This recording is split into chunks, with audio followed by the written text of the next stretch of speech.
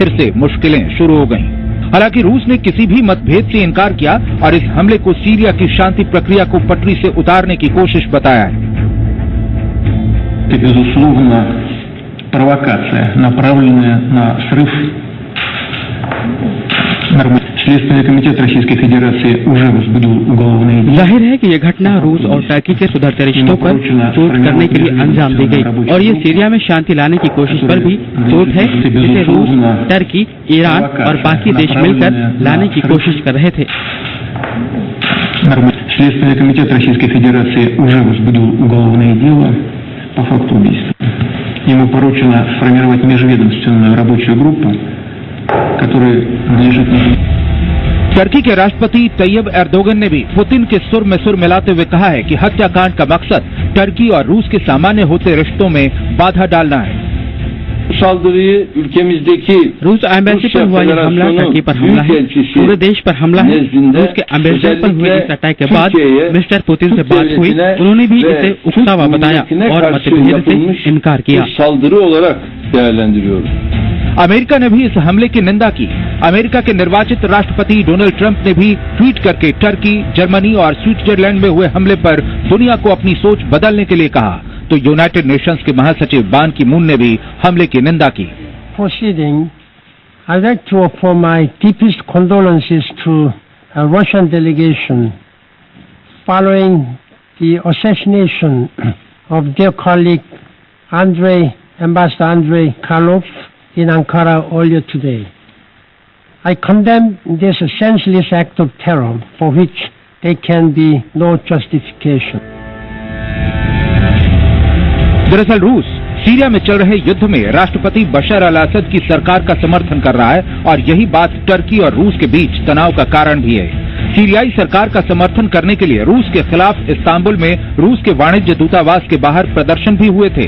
Syria को समर्थन देने के बाद से रूस और टर्की के रिश्तों में तल्खी आनी शुरू हो गई थी। टर्की सीरिया में असद के खिलाफ लड़ रहे विद्रोहियों का साथ दे रहा है। ऐसे में लगता है कि हमलावर उस समाज का हिस्सा हो सकता है जो सीरिया में रूस की कार्रवाई से नाराज है। अब सवाल है कि क्या रूसी राजदूत पर हमले का सीधा मकसद रूस टर्की के रिश्ते को खराब करना है? क्या हमले का मकसद सीरिया में हालात को और बिगाड़ना है? और अगर ऐसा है तो इसका फायदा किसको होगा? सवाल ये उठता है, आखिर टर्की और रूस में तकरार की असली वजह क्या है? दरअसल दोनों मुल्क सीरिया में चल रही जंग को लेकर आमने सामने हैं। नवंबर 2015 में भी दोनों मुल्कों में उस वक्त तनाव के हालात पैदा हो गए थे जब टर्की ने रूस के फाइटर प्लेन को मार गिराया था। दरअसल सीरियाई सरकार को रूस का समर्थन हासिल है, जबकि टर्की बशर अल असद को सत्ता से हटाना चाहता है और इसी कारण दोनों मुल्क आज भी टकरा रहे हैं।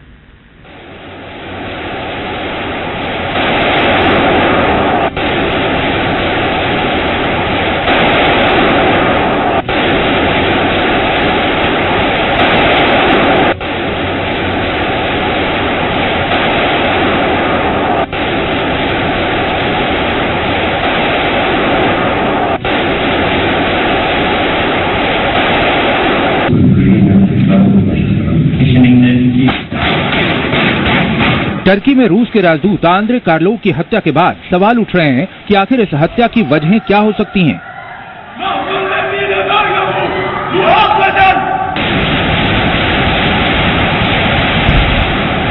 आखिर 22 साल के मेवलूत मेर्ट एडेंटास ने रूस के राजदूत की गोली मारकर हत्या क्यों की? इन सवालों का जवाब जानने के लिए टर्की से सीरिया की तरफ रुख करना होगा, जहां पर टर्की और रूस के बीच सियासी युद्ध अभी भी चल रहा है।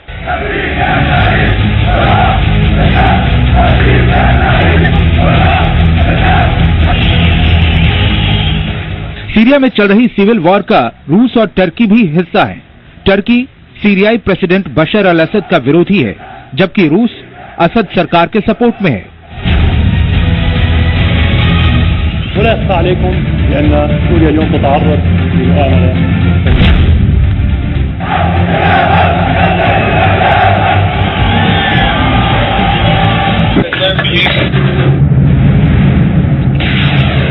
रूस सीरियाई विद्रोहियों के खिलाफ लगातार कार्रवाई भी कर रहा है। रूस की इस कार्रवाई से टर्की में एक बड़ा तबका नाराज है और खुद को अपमानित महसूस कर रहा है।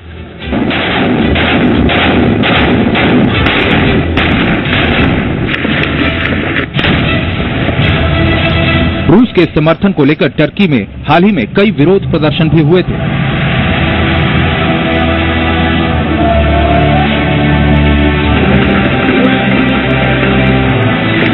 नवंबर 2015 में टर्किश एयरफोर्स ने रशियन एयरफोर्स के फाइटर जेट को गिरा दिया, जिसके बाद रूस और टर्की के रिश्ते काफी बिगड़ गए थे।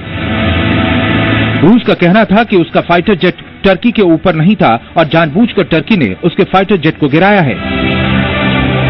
इसके बाद रूस ने टर्की पर कई तरह की पाबंदियां लगा दी थीं। वहीं टर्की ने भी रूस को निर्यात किए जाने वाले फलों और सब्जियों को बैन कर दिया था। साथ ही बिना वीजा के सफर को भी बंद कर दिया गया और कई रूस की ट्रैवल एजेंसियों ने दबाव में आकर कई टूर पैकेज को भी बंद कर दिया।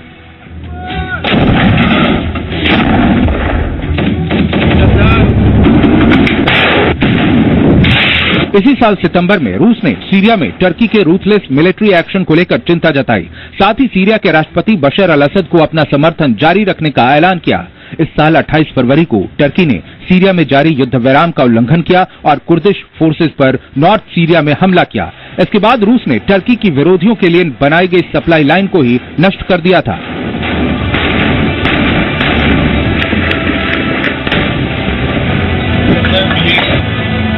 दोनों मुल्क आमने सामने आ गए और इस आग में घी डालने का काम किया टर्की के राष्ट्रपति रजीब तैयब एर्दोगन के एक बयान ने। 19 नवंबर को इस्तांबुल में आयोजित एक कार्यक्रम के दौरान टर्की के राष्ट्रपति ने कहा था, हम सीरिया इसलिए गए हैं ताकि बर्बर तानाशाह बशर अल असद की सरकार को खत्म कर दें, जिसने देश में सरकारी आतंक फैला रखा है। हालांकि इसके बाद एर्दोगन के ऑफिस से सफाई आई थी कि उनकी बात का ये मतलब नहीं था, पर तब तक एर्दोगन के बयान ने दुनिया में खलबली मचा दी थी। फिलहाल रूस के राजदूत की हत्या के बाद आगे की रणनीतियों पर सबकी नजर है, लेकिन इतना तय है कि रूस और टर्की के बीच तनाव फिर से बढ़ रहा है। और अब बात जर्मनी की, जिसको आईएस ने जख्मी कर दिया है। जर्मनी पर हुए हमले ने फ्रांस के नीस हमले की याद ताजा कर दी है। इस हमले के बाद सवाल उठने लगे, ये हादसा था या फिर आतंकी हमला, और दिन बीतते ही आईएस ने इस हमले की जिम्मेदारी लेकर साफ कर दिया कि उसने अपने आतंक के पांव यूरोप तक फैला रखे हैं। वहीं इस घटना के बाद जर्मनी की चांसलर की शरणार्थियों की नीति को लेकर भी सवाल खड़े होने लगे हैं।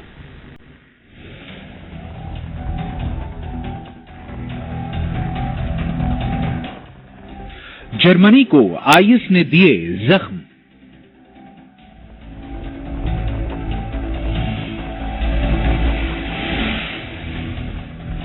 नीस की घटना को बर्लिन में दोहराया।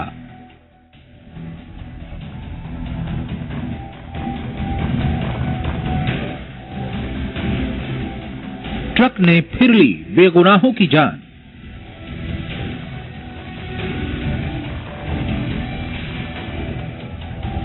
उन्नीस दिसंबर जर्मनी की राजधानी बर्लिन के क्रिसमस बाजार में हुई घटना के बाद सवाल उठ रहे थे कि आखिर यह हादसा था या फिर आतंकी हमला। क्या बर्लिन पर भी फ्रांस के नीस शहर जैसा हमला हुआ था? जर्मनी के हर शख्स के मन में बस यही सवाल उठ रहा था और उनका यह डर सच भी साबित हुआ। जर्मनी को यह जख्म दुनिया के सबसे खौफनाक आतंकी संगठन आईएस ने दिए हैं। बर्लिन में ट्रक से हुए हमले की आतंकी संगठन इस्लामिक स्टेट ने जिम्मेदारी ली है। आतंकी संगठन से जुड़ी न्यूज एजेंसी अमाक ने बयान जारी कर कहा, गठबंधन देशों के नागरिकों को निशाना बनाने की अपील पर आईएस के एक लड़ाके ने बर्लिन में ऑपरेशन को अंजाम दिया। बता दें कि सोमवार को यह घटना बर्लिन के कैसर विल्हेम मेमोरियल चर्च के पास क्रिसमस मार्केट में हुई थी। एक तेज रफ्तार ट्रक चर्च के सामने लोगों को कुचलता हुआ साइड वॉक में घुस गया। इस हादसे में 12 लोगों की मौत हो गई थी। वहीं 48 लोग जख्मी हुए थे। ये मार्केट टूरिस्ट्स के बीच काफी फेमस है। बाजार में उस समय लोग क्रिसमस से पहले की खरीदारी में जुटे थे।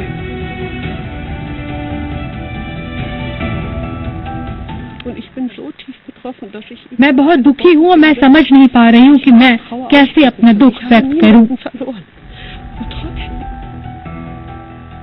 वहीं इस हादसे के बाद जर्मनी के राष्ट्रपति जोआचिम गॉक ने घायलों से मुलाकात की और उनके हौसले की तारीफ की।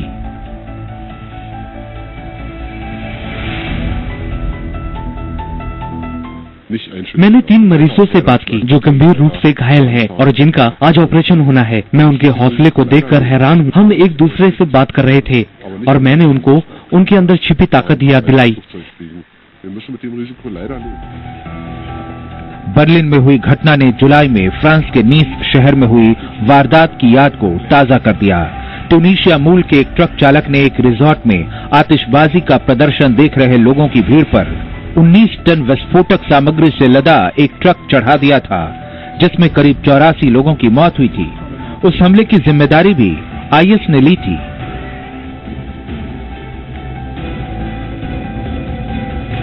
वहीं जर्मनी पर हुए हमले के बाद सवाल चांसलर एंजेला मर्केल की प्रवासियों को जर्मनी बुलाने की नीति पर भी उठने लगे, जिसके कारण पिछले साल जर्मनी में करीब 10 लाख लोग पहुंचे। सवाल उठने लगे हैं कि कहीं बर्लिन हमले से देश में असुरक्षा का भाव तो नहीं बढ़ेगा, कहीं जर्मन लोगों में कट्टरता का खतरा तो नहीं बढ़ेगा। फिलहाल इन सवालों पर अभी सभी ने चुप्पी साध रखी है।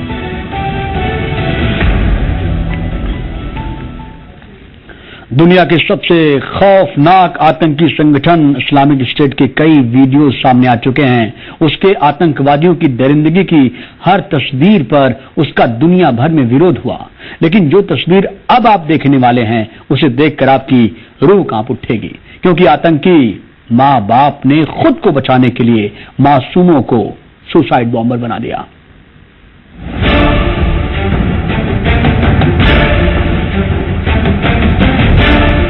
आतंक के माँ बाप का खौफनाक वीडियो।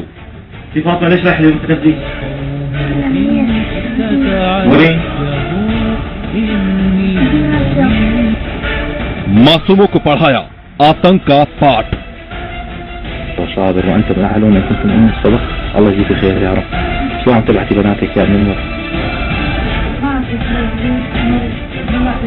बेटियों को बनाया सुसाइड बॉम्बर। अल्लाह यर्दा अलैका या बाबा। अस्सलाम वालेकुम। दुनिया भर में आतंक का दूसरा नाम बन चुका इस्लामिक स्टेट के पैर धीरे धीरे उखड़ने लगे हैं। उसके आतंकी या तो मारे जा रहे हैं या फिर जान बचाकर भाग रहे हैं, लेकिन आईएस के कुछ लड़ाके ऐसे भी हैं जो खुद मैदान में उतरने की बजाय अब बच्चों को हथियार बना रहे हैं। ये तस्वीरें आतंक के उन्हीं माँ बाप का है जिन्होंने जिहाद के नाम पर अपने मासूमों की जान ले ली। ये बेहद चौंकाने वाला पल था। जिहादी माता पिता ने अपनी बेटियों को अलविदा कहते हुए चूमा। कुछ देर बाद ही उसमें से एक सीरिया की राजधानी दमिश्क के एक पुलिस स्टेशन में दाखिल हुई और रिमोट डेटोनेटर से खुद को उड़ा लिया। मासूमों को मौत के मुंह में डालने से पहले इन जालिम माँ बाप ने इनका पूरा वीडियो बनाया। देखिए कैसे ये माँ पहले अपनी बेटियों को अलविदा कहते हुए चूम रही है, अपनी बेटी को गले से लगा रही है। इन लड़कियों की उम्र 7 साल और 9 साल है। इनका नाम इस्लाम और फातिमा बताया जा रहा है। बच्चियों के गले लगने वाली महिला से कैमरा चला रहा शख्स सवाल पूछता है कि वो क्यों अपनी बेटियों को जिहादी बना रही है, जबकि वो बहुत छोटी है। तो जरा उस महिला का जवाब भी सुनिए।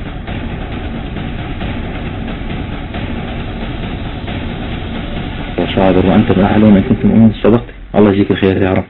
شو عم تبعتي بناتك يا ابن عمر؟ ما في حروب صغير لانه هلا الجهاد فرض على كل مسلم، كبير وصغير، نساء رجال. इसके बाद वो महिला दुआ करती है कि उसके बलिदान को कबूल करे और एक बार फिर वो इन दोनों मासूमों को गले से लगाती है। इसके बाद इस वीडियो में एक शख्स नजर आता है जो इन बच्चियों का पिता है। वो मासूमों को कुछ ताकीद देता है, उन्हें बताता है कि कैसे उन्हें सुसाइड बम ले जाना है, उनका ब्रेन वॉश करता है।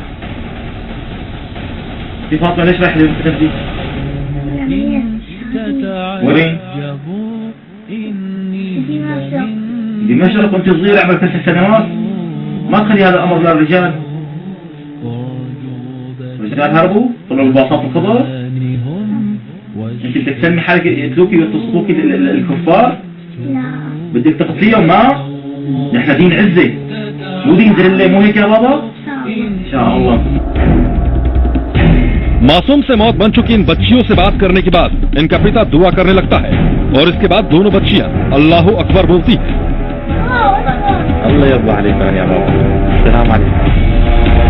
इसके बाद बैकग्राउंड म्यूजिक के साथ एक काले सफेद झंडे के तले बैठकर वो बच्चियों को दुलारता है और कुछ देर बाद उनमें से एक को सीरिया की राजधानी दमिश्क के एक पुलिस स्टेशन में लाया जाता है। सीरियाई मीडिया रिपोर्ट्स के मुताबिक इन बच्चियों के पास विस्फोटकों से लदे एक बेल्ट भी थी और इसे उसने अपनी कमर पर बांध रखा था। बच्ची ने पुलिस स्टेशन में घुसते ही बाथरूम के बारे में पूछा और इसके बाद एक जोरदार धमाका हुआ जिसमें 3 पुलिसकर्मी घायल हुए। आपको बता दें कि साल 2012 में भी एक सुसाइड बॉम्बर ने धमाका कर 26 लोगों की जान ले ली थी। फिलहाल इस घटना के बाद सवाल उठने लगे हैं कि आखिर आतंकियों ने अपने मकसद को पाने के लिए इस हद तक की नीचता क्यों दिखाई, जिस बच्ची को जान देने के लिए मजबूर होना पड़ा। जिहाद के नाम पर मासूम की जान लेने का हक उनको किसने दिया? जिन मासूमों ने अभी ठीक से दुनिया नहीं देखी, मौत के मुंह में उन्हें क्यों धकेला जा रहा है? International India.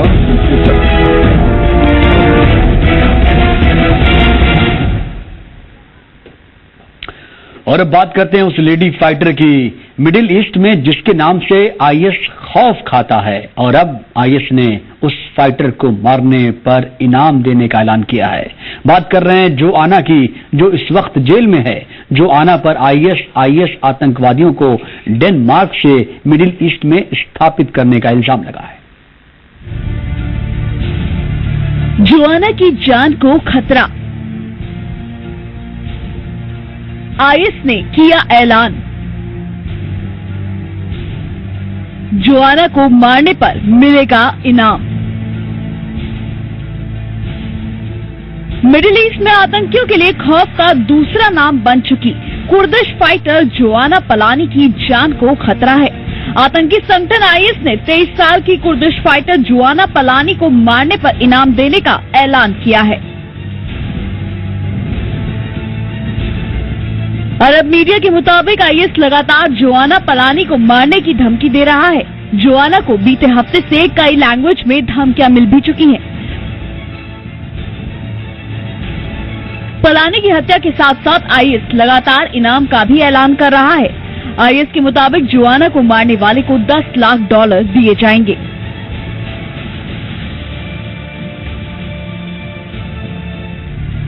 जोआना पलानी का परिवार मूल रूप से ईरान के कुर्दिस्तान का रहने वाला है। पहले गल्फ वॉर के दौरान इराक के रमादी में जोआना पैदा हुई। बाद में उसके परिवार को डेनमार्क में रहने की परमिशन मिल गई। 2014 में आईएस के खिलाफ कुर्दिश रेवोल्यूशन ज्वाइन करने के लिए जोआना ने पढ़ाई छोड़ दी। जोआना सीरिया में कुर्दिश पीपुल्स प्रोटेक्शन यूनिट और इराक में पेशमर्गा फोर्स के साथ आईएस के खिलाफ लड़ चुकी हैं। जोआना इस वक्त जेल में है। जोआना पर आरोप है कि उसने आईएस आतंकियों को डेनमार्क से मिडिल ईस्ट में स्थापित किया। जोआना ने फेसबुक पर लिखा, मैं डेनमार्क और दूसरे देशों के लिए खतरा कैसे हो सकती हूँ।